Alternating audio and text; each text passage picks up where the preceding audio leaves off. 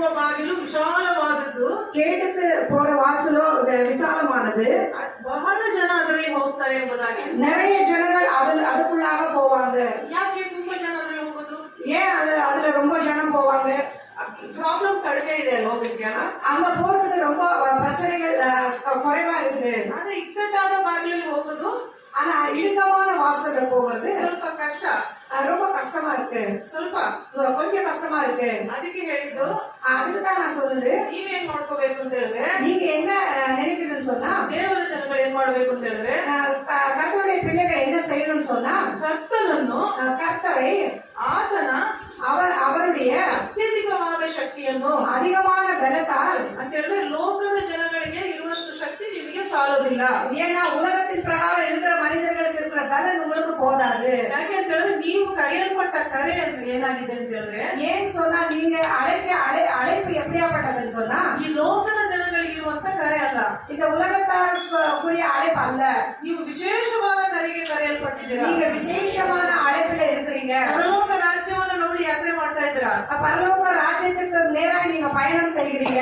ಅದರಿಂದ ನಿಮ್ಗೆ ಏನಾಗ್ತಿದೆ ಅಂತ ಹೇಳಿದ್ರೆ, அதனால உங்களுக்கு என்ன ஆகுதுன்னு சொன்னா, ಸಮಸ್ಯೆಗಳು ಬರ್ತಾ ಇರ್ತದೆ, ಆಗಾಗ அநேக பிரச்சனைகள் உண்டாகிக்கொண்டே இருக்குது. ಅದರಿಂದ ನೀವೇನ್ ಮಾಡ್ಬೇಕಾಗಿದೆ, அதனால நீங்க என்ன செய்யணும்னு சொன்னா, ಈಗ ಇರುವಷ್ಟು ಬಲ ಸಾಲಲ್ಲ, இப்ப இருக்கிற பலன் உங்களுக்கு போதாது. ಅತ್ಯಧಿಕವಾದ ಬಲವನ್ನ ಹೊಂದ್ಕೊಳ್ಳಿ. அதிகமான பலத்தை நீங்க பெற்றுக்கொள்ளணும். ಕರ್ತನನ್ನು, கர்த்தரையும், ಆತನ கர்த்தருக்குள்ளாக ಅತ್ಯಧಿಕವಾದ ಬಲವನ್ನ, அவருடைய அதிகமான பலத்தை ಹೊಂದಿಕೊಳ್ಳಿ ಎಂಬುದಾಗಿ நாடணும்னு சொல்லப்பட்டிருக்குது. ಒಂದು ಪಾಯಿಂಟ್ ಹೇಳ್ಬೇಕಂದ್ರೆ, இன்னொரு வார்த்தை சொல்லணும்னு சொன்னா, ಅಪೊಸ್ತಲರ ಕೃತ್ಯಗಳು அப்போஸ்தலர் எழுதின நிருபம் 1ನೇ ಅಧ್ಯಾಯ 8ನೇ ವಾಕ್ಯ. 1ஆம் அதிகாரம் 8வது வசனம்.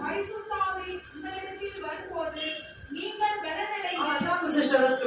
ಪರಿಶುದ್ಧಾತ್ಮನು ನಿಮ್ಮ ಮೇಲೆ ಬರಲು, பரிசுத்த ஆவியானவர் உங்கள் மீது வரும்போது ನೀವು ಬಲವನ್ನು ಹೊಂದಿ, நீங்கள் பலன் அடைந்து ಯೆರೂಸಲೇಮಿನಲ್ಲಿಯೂ, எருசலேமிலும், ಯೂದಾಯದಲ್ಲಿಯೂ, யூதாவிலும், ಸಮಾರ್ಯದಲ್ಲಿಯೂ, சமாரியாவிலும், பூமியில ಕಟ್ಟಕಡೆಯವರೆಗೂ கடையாந்தர வரையிலும் ನನ್ನ ಸಾಕ್ಷಿಗಳಾಗಿರಿ. எனக்கு சாட்சிகளாய் இருங்கள். ಮೊದಲೊಂದು ಸಲ ಹೇಳಿದ್ದಾರೆ ಎಫೆಸದಲ್ಲಿ ಏನು, இன்னொரு வாட்டி சொல்லப்பட்டிருக்கிறது, எபேசியர் சொல்றது போல, ಕರ್ತನ ಅತ್ಯಧಿಕ ಬಲವನ್ನ ಹೊಂದ್ಕೊಳ್ಳಿ. கர்த்தருடைய அதிகமான பலத்தை நீங்க நாடுங்க. ಅಪೊಸ್ತಲರ ಕೃತ್ಯದಲ್ಲಿ ಏನ್ ಹೇಳ್ತಿದ್ದಾರೆ, அப்போஸ்தலர் கிருத்தியில கூட என்ன சொல்லப்பட்டிருக்குது, ಪವಿತ್ರಾತ್ಮನು ನಿಮ್ಮಲ್ಲಿ ಬಂದಾಗ, பரிசுத்த ஆவியானவர் உங்கள் மீது வரும்போது ಆ ಬಲ ನಿಮಗೆ ಸಿಗುತ್ತೆ. அந்த பலன் நீங்க அடைந்து கொள்வீங்க. ಆ ಬಲ ಕರ್ತನ, எந்த பலம்?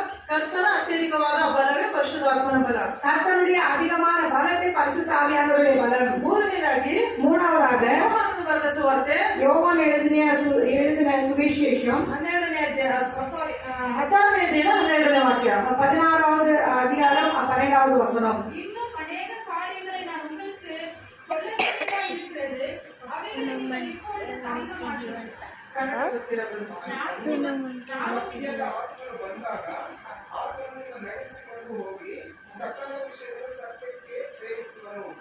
ಸತ್ಯದ ಆತ್ಮನು ಬಂದಾಗ, சத்தியத்தினுடைய ஆவியானவர் வரும்போது ಆತನು ನಿಮ್ಮನ್ನು அவர் உங்களை ಸಕಲ ವಿಷಯದಲ್ಲೂ, எல்லா விஷயத்திலும் ಸತ್ಯದಲ್ಲಿ சத்தியத்துக்குள்ளாக ಸೇರಿಸುವನು. வழி நடத்துவார்.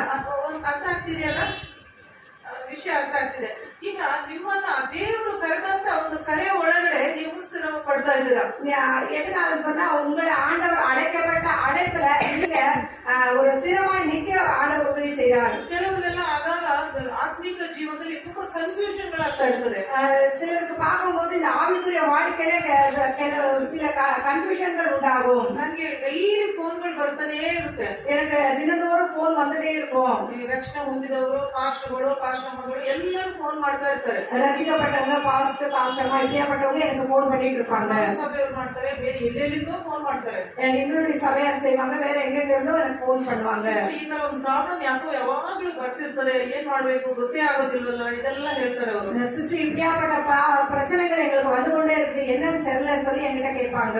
ನಾನು ವಾಕ್ಯಗಳನ್ನ ಹೇಳ್ತಾನೆ ಇರ್ತೀನಿ, ಪ್ರೇಯರ್ ಮಾಡ್ತಾ ಇರ್ತೀನಿ. நான் வசனங்களை சொல்லிக்கொண்டே இருப்பேன், ஜெபம் செய்து கொண்டே இருப்பேன். ಮತ್ತೆ ಹೇಳ್ತಾ ಇರ್ತೀನಿ, மறுபடியும் சொல்லிக்கொண்டே இருப்பேன். ದೇವರ ಸಾನ್ನಿಧ್ಯ ಸಾಲೋದಿಲ್ಲ ನಿಮ್ಮಲ್ಲಿ, ಕರ್ತನ ಸಾನ್ನಿಧ್ಯ ಸಾಲೋದಿಲ್ಲ ನಿಮ್ಮಲ್ಲಿ, ஆண்டவருடைய பிரசன்னம் உங்களுக்கு போதாது.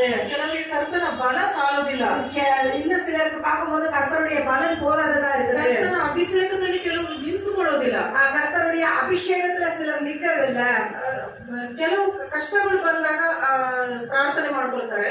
சிலர் வந்து அவங்களுக்கு கஷ்டங்கள் இருக்கும்போது மாத்திரம் ஜெபம் பண்ணுவாங்க. ಬೇರೆ ಟೈಮಲ್ಲಿ ಸುಮ್ಮನೆ ಇದ್ಬಿಡ್ತಾರೆ. வேற நேரத்துல பார்க்கும்போது அவங்க சும்மா இருப்பாங்க. ಚರ್ಚಲ್ಲೆಲ್ಲ ಬರ್ತಾ ಇರ್ತಾರೆ, சர்ச்சுக்கெல்லாம் நல்லா வந்துட்டே இருப்பாங்க. ಸರಿಯಾಗಿ ದೇವರನ್ನ ಅರ್ಥ ಮಾಡ್ಕೊಳ್ಳಲ್ಲ. கரெக்டா ஆண்டவரை புரிந்து கொள்ளுதல் இல்ல. ನೋಡ್ರಿ, ನಾವ್ ಇವತ್ತು ರೋಡ್ ಮ್ಯಾಪ್ ಹಾಕೊಂಡ್ ಬಂದ್ವಿ. இப்ப பாருங்க, நாங்க வரும்போது ರೋಡ್ ಮ್ಯಾಪ್ போட்டு நாங்க வந்தோம்.